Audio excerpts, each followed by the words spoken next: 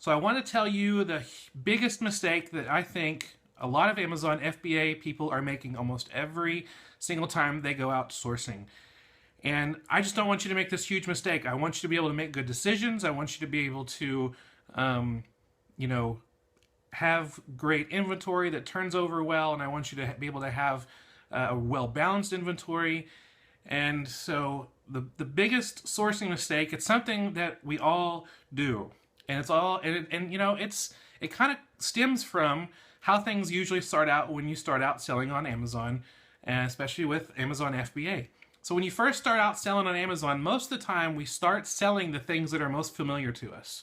You know, we think, you know, if you're a book lover and you love books, then, you know, maybe you'll start selling a lot of books at first. Or if you have kids that are toddler age, maybe you'll start selling toys that are, you know, known to toddler age kids because that's something that you know.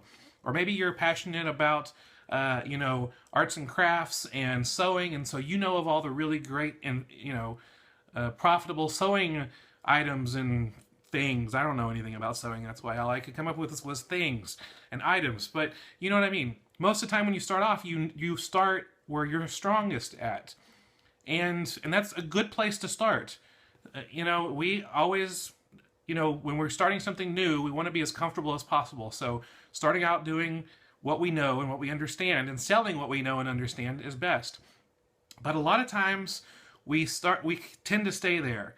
And the biggest mistake that I see, just a huge mistake that I see and hear about people doing when they're outsourcing Amazon FBA inventory, is that they source as if they were the customer.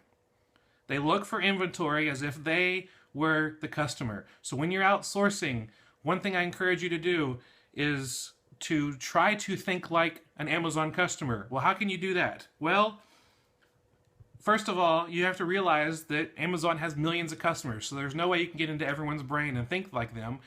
But the best way to think like an Amazon customer is to get out of your own brain. You know, it's great starting off with your strength, but there's a couple things that you need to do to understand that customers make decisions that you wouldn't make. Customers make buying decisions you wouldn't make. Customers decide on a good price in a way that you would probably not. You know, I don't know how many times I've thought, why in the world are people buying this for this price? I mean, it's not worth it. It's a waste of money. But to the people who are purchasing it, it's worth it, and it's worth the money to them. And so a couple things to think about. Number one, expand your categories. If you are, you know, focused in a few categories and you feel like you've mastered those categories, maybe you're starting off with toys and books and you feel pretty confident in that, branch out to other categories. You know, arts and crafts, or home and kitchen, or automotive parts if you're approved for that, or clothing if you're approved for that.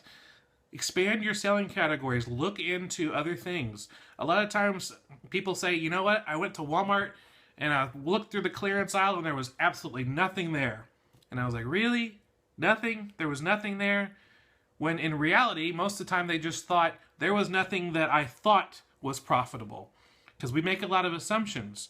Now, I do know that after years of sourcing, there's certain things that you know to skip over because they're usually not, but still it's something you want to check in with every now and then to see if it's profitable. It's really important to expand your categories. Think about something else. Number two, don't make assumptions.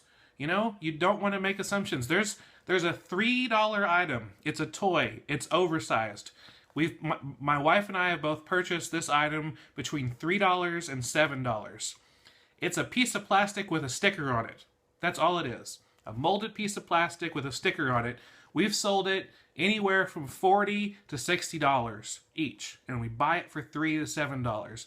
And I think one of the reasons we find it a lot is because most people look at it and go, it's a piece of plastic with a sticker on it. Nobody's going to spend, you know, $40 on it, $50 on it, $60 on it. But they do. So don't make assumptions. Assumptions can hurt you. You know the old saying about assumptions. I'm not going to say it, but it's not good. So don't make assumptions when you're sourcing, especially when you're just starting, because what you think might be profitable might not be, and what you might not think about profitable might not be profitable, then, it could be tremendously profitable. So don't make assumptions. Number 3, and this is for those of you who have the time available, scan everything.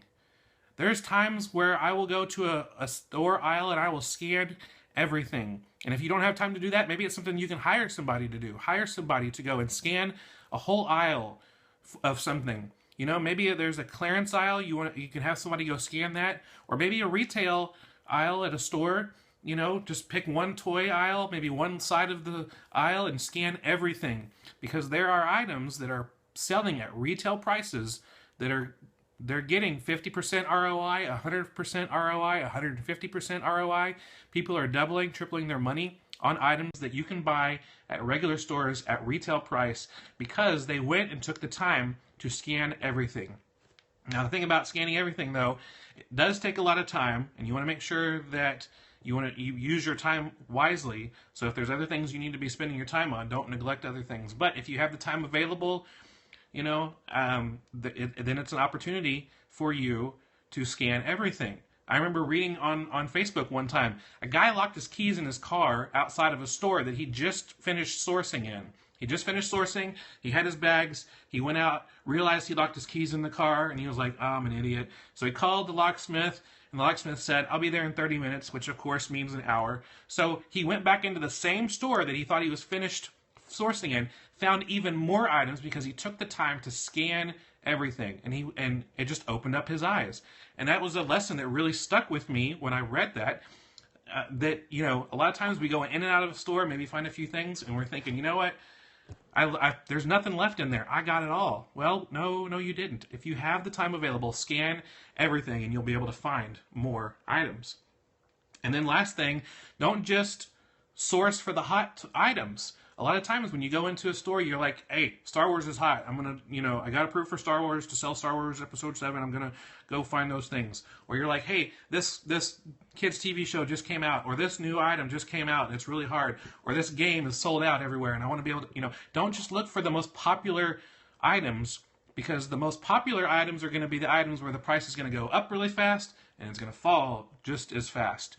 And so you want to find items that are actually, not the most popular things, but the items that either might be accessories for some of the popular toys, or maybe some of the lesser known characters or lesser known movies. Just don't always look for the most popular things, because some of the things that are less popular, it's less popular because, there are less people watching it. But that also means that it's harder for people to find items with, in that. Whether it's, a movie.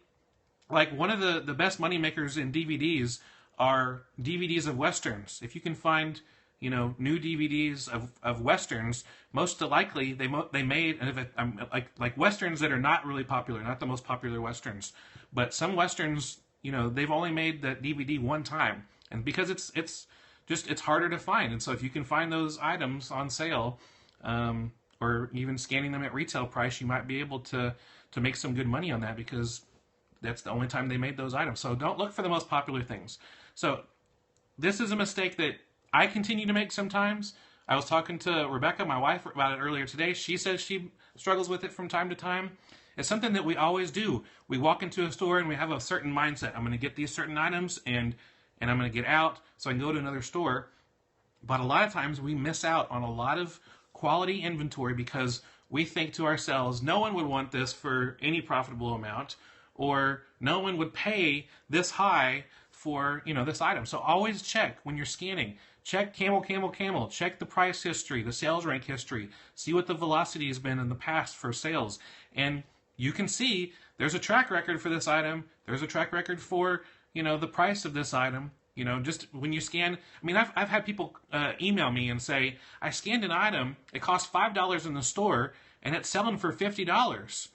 I just think if people buy it for $50, they're going to leave me negative feedback. They're going to, return it because they'll find it at a lower price later, or I just don't think it's fair for me to sell it for $50 when I'm buying it for $5. That's a whole nother episode for another video we'll do someday. Or I just don't think that anyone's actually going to pay for that. And so just don't let all those things cloud your memory. Look in the past and be like, oh, the last 6 months this thing has sold about 10 times a week at $50. Okay, it's going to work. Go to camel.com, check the history. Go to Kiba, see if Amazon's in on it, see what the price history is. All that kind of data can help you make better sourcing decisions. So do your best to get out of your brain somehow. Don't get all the way out because, that's just bad. But get out of your brain when you're thinking of how a customer would purchase things. And hopefully it'll open up your inventory. It will be able to increase your levels of inventory. You'll be able to find more items while you're out sourcing because you're thinking that way. That's all we have for today. I really appreciate you watching this video. And if you liked it, we'd appreciate you clicking on the thumbs up below. And if you want to make sure you don't miss out on any future videos, be sure you click subscribe so that you're notified when the new videos are ready. If you have a comment or a question, leave that below too. We do our best to reply to them as soon as we can. If you have a question, taking things maybe deeper, if you didn't understand anything, ask us a question and we'll help you out when we can. Or if you want to take things deeper and talk even more or add to the discussion, leave a comment below. I'd love to hear your thoughts. And if you want to learn more about me and our website, go to fulltimefba.com. We give out free PDFs, free helps, free blog posts, videos, more stuff to help you take your Amazon business to the next level. And if you're looking for any links that we talked about during this video, you can find those in the description below. So I look forward to seeing you on the next video. I will see you soon. I hope you have a great day. Bye.